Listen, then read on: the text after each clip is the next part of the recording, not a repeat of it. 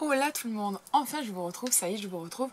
Je ne savais pas quelle vidéo choisir pour vous retrouver. J'ai choisi celle-ci, j'ai beaucoup de choses à vous raconter, beaucoup d'autres choses que je ne peux pas tout de suite vous raconter. Vous me suivez peut-être sur les réseaux.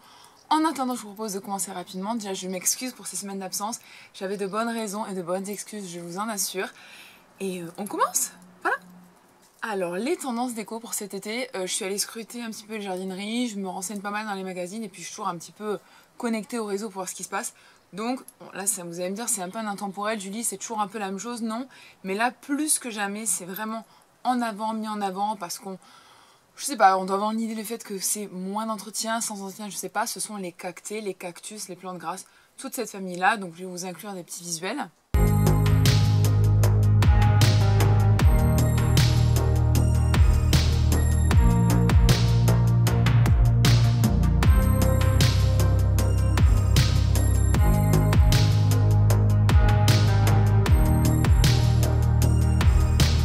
Et donc là, j'en ai un bel exemplaire, voilà. Donc, bon, on aime bien ce genre de mini cactus cierge. Bon, je vais pas commencer à vous inventer des noms latins pour les cactus parce que c'est pas forcément une plante qui m'intéresse botaniquement parlant, même si je la trouve assez graphique et esthétique pour de la déco. Je vais être totalement honnête avec vous, je les fais toutes crever, cactus et cactés sans exception.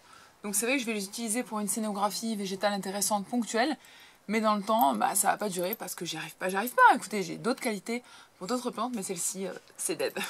Après, pour rester dans le thème de la plante, on a les pots. Donc les pots texturés, hein, les pots qui sont granuleux, les pots qui ont des formes un petit peu moins conventionnelles que d'habitude. Vous voyez, une espèce de pot, des formes un petit peu plus trapues.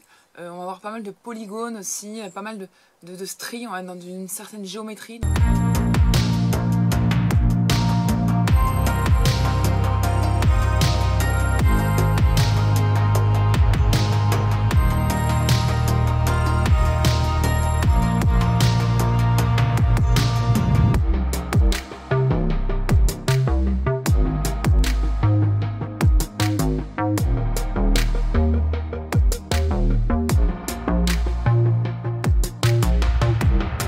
Et du coup, c'est vrai que ça redynamise un peu le pot, l'image qu'on en a. Donc là, on va plutôt parler de cache-pot, oui, je sais.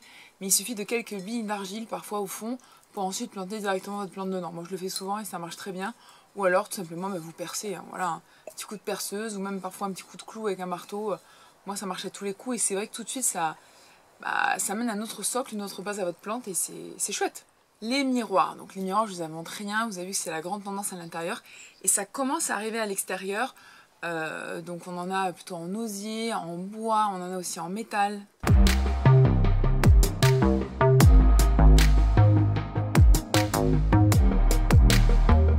Moi pour ma part, je n'ai pas voulu faire de grandes dépenses en ce qui concerne ce genre de miroir parce que je vais vraiment les mettre en scène, un peu en mode land art dans mon jardin.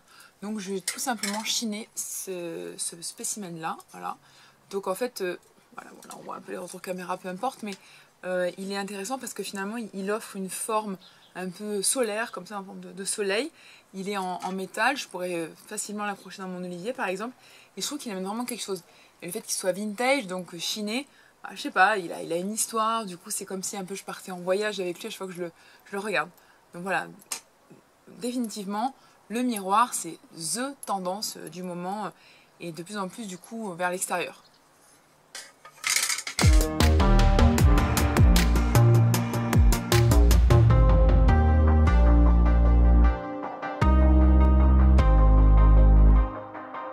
Les terrariums, on en voit partout, on en voit de plus en plus, ça semble extrêmement simple.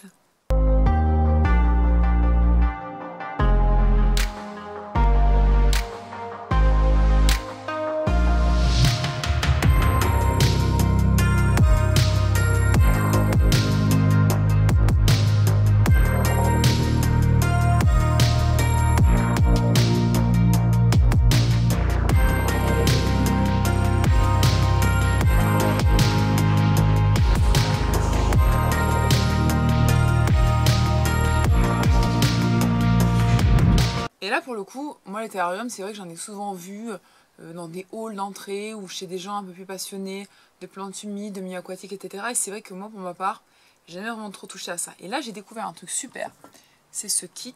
Ouais, donc en fait c'est un terrarium que vous achetez mais décomposé, donc vous avez le petit capuchon bien sûr. Voilà, dedans vous avez tout ce qu'il faut pour votre terrarium. Vous avez votre petit, paillage. Voilà, donc là en l'occurrence de petits copeaux d'ardoise, je pense. Voilà. Là on a, si ça sort, ça va pas sortir bien sûr, hein, parce que je suis dans la caméra. Un petit gravier blanc qui fait un peu penser au gravier qu'on va mettre dans les aquariums. Voilà, qui va venir également compléter le substrat. Et des graviers un petit peu plus gros qui eux encore vont participer au substrat du bocal. Et une sorte de sable, voilà, qui lui aussi va venir composer tout ça. Alors c'est marrant, ça me rappelle une image en psychologie qu'on a où on dit en fait que finalement notre vie est un grand bocal. Donc celui-ci, on est là.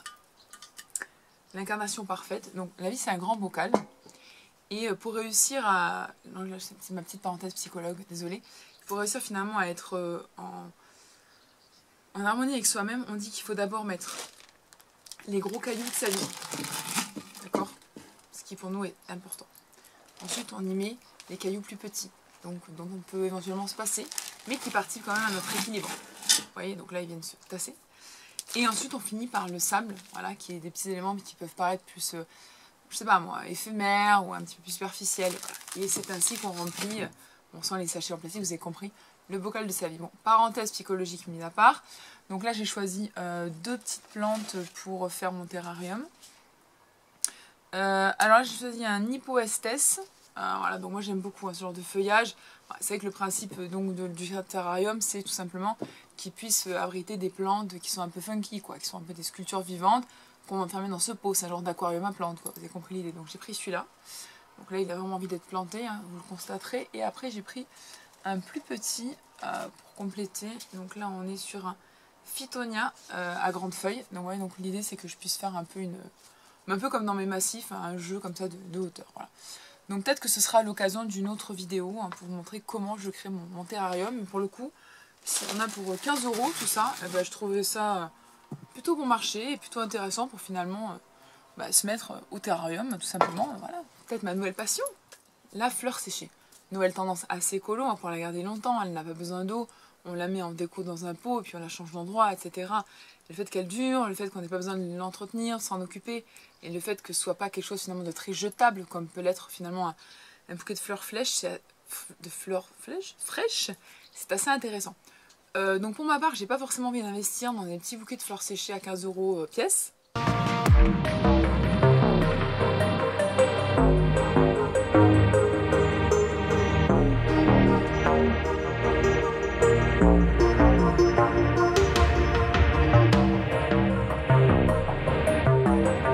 C'est pourquoi, lors de ma dernière balade avec mon chien, je me suis amusée à faire moi-même mes bouquets. Donc là, non, moi je m'y connais pas forcément en nom de plantes comme ça de bord de lac, mais peu importe. Donc ce qu'on appelle des petits pompons de lapin, vous voyez.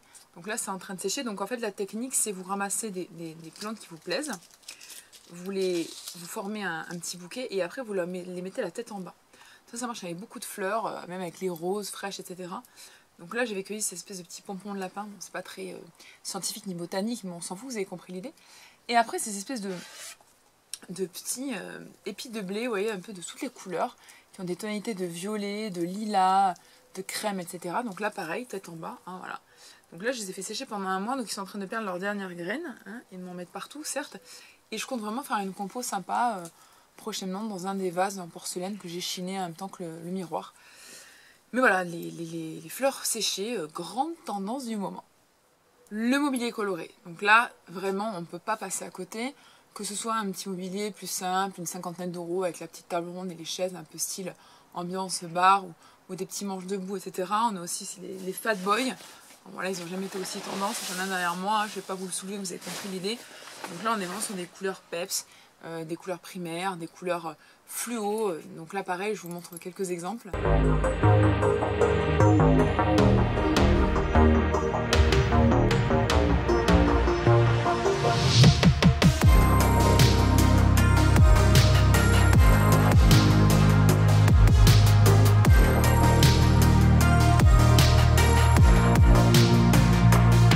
Mais c'est vraiment des éléments qui amènent un plus dans votre extérieur, que ce soit au niveau de votre terrasse ou de votre jardin. Ce sont vraiment des éléments de déco qui vont permettre finalement de révéler certaines parties de votre jardin. Donc là, je vais essayer de vous mettre un extrait d'un jardin que j'ai fini récemment, dans lequel justement on a mis en place un petit coin un petit peu plus cosy, et donc le mobilier finalement révèle tout cet espace de façon assez extraordinaire et simple.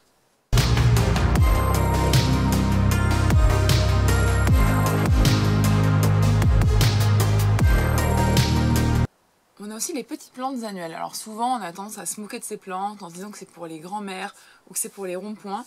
Mais en fait elles reprennent vraiment du poil de la bête, elles redeviennent tendance, elles reviennent en avant la scène. Pourquoi? Parce que je pense que pardon. Parce qu'elles sont colorées, parce qu'elles sont pas chères, parce qu'elles sont saines d'entretien et qu'elles ont tous cet effet waouh qu'on va mettre en place dans son jardin. Après l'été passe, et elle trépasse, mais peu importe. On est content d'avoir eu l'ambiance qu'elles amènent. Donc là j'ai pris, alors là on est dans du portulaca, donc là je l'ai pris couleur saumon, il est en train de se refermer mais peu importe. Bon, c'est des plantes un peu grasses, donc qui vont avoir tendance peut-être à tenir d'une saison à l'autre. Mais en attendant, bon là elles sont en fin de journée, donc elles sont en train de se fermer, mais je vais essayer de vous sortir un petit visuel. Là, je sais pas si on verra bien.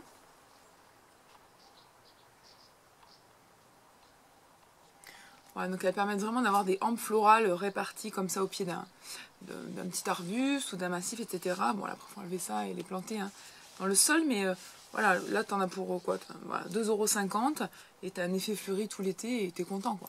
Donc, on a aussi les impatiences, on a les pétunias, on a les. Il y a beaucoup de noms en espagnol qui me viennent, c'est terrible.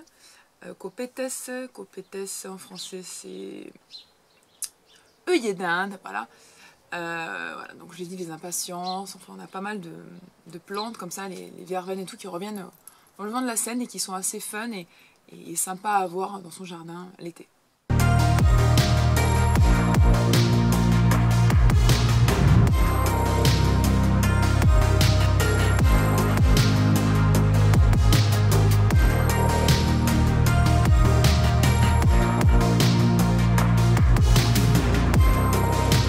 On a également les aromatiques, donc là je reste dans les plantes. Les aromatiques, eh ben, elles ont ce côté ludique de pouvoir être mangées tout simplement.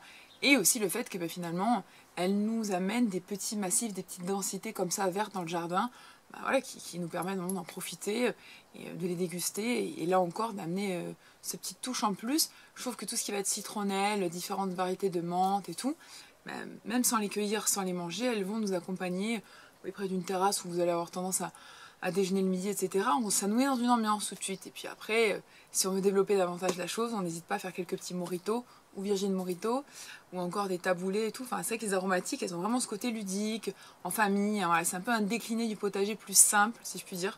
Donc là, vraiment, elles ont toujours été tendance. Mais là, je trouve aujourd'hui plus qu'avant, parce qu'on a même tendance à les installer maintenant dans des pots eux-mêmes, sur des structures qu'on a juste à poser comme ça dans un coin de sa véranda. Donc là, je vous mettrai des petits... des incrustations de vidéos de ma partie aromatique à moi, voir ce que vous en pensez.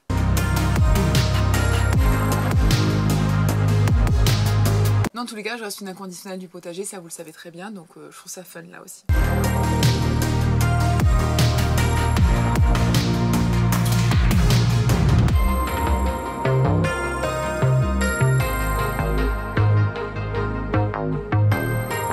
Donc pour revenir aux objets, bon là j'étais un peu partie sur les plantes, là je reviens sur les objets. On a le macramé, donc là ça fait quelques années maintenant qu'il est quand même assez tendance. Le macramé suspendu, donc là je vais voir si ce pot là rentre dans celui-ci. Bon, souvent on y met des pots peut-être un petit peu plus rustiques, genre terre cuite et tout. Celui-là je l'avais acheté parce que je vous avouerai qu'il y a plein de tutos sur YouTube pour en faire des soi-même, mais j'ai trop la flemme, voilà. Et je trouve ça vraiment chouette. Franchement, il y a un côté un peu bohème, hippie chic, qui tout de suite amène une ambiance en fait sur une terrasse ou dans un jardin. Moi j'adore, voilà. J'adore. Et enfin, pour faire un peu un lien avec mon histoire de fleurs séchées tout à l'heure, ce serait plutôt les herbiers, mais pas les herbiers conventionnels dans un carnet qu'on oublie un peu au fin fond d'une vieille bibliothèque de grand-mère. Non, c'est les herbiers un petit peu plus, comment dirais-je, décoratifs. Donc là en l'occurrence, bon, je ne me proclame pas artiste, hein, c'est le mien. Tout va bien. Donc voilà ce que j'ai fait.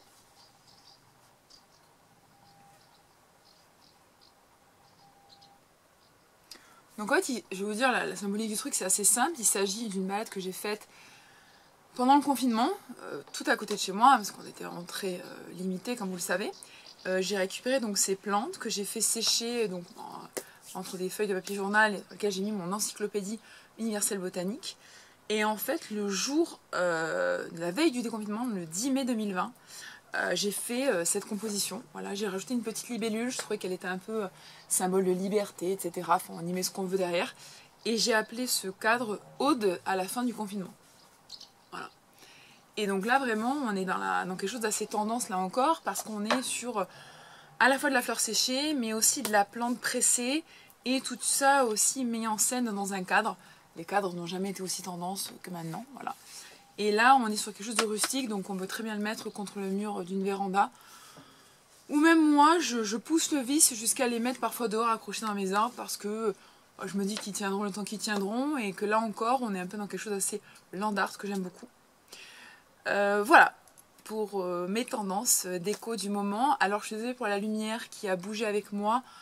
On est en fin de journée, mais je me suis dit si j'attends qu'il n'y ait plus de bruit, qu'il y ait la bonne lumière, que j'ai vraiment le temps, que je sois prête, nanani nanana, je filmerai cette vidéo en 2025, ce qui n'est pas l'idée. Voilà, donc écoutez, j'espère que vous avez appris des choses.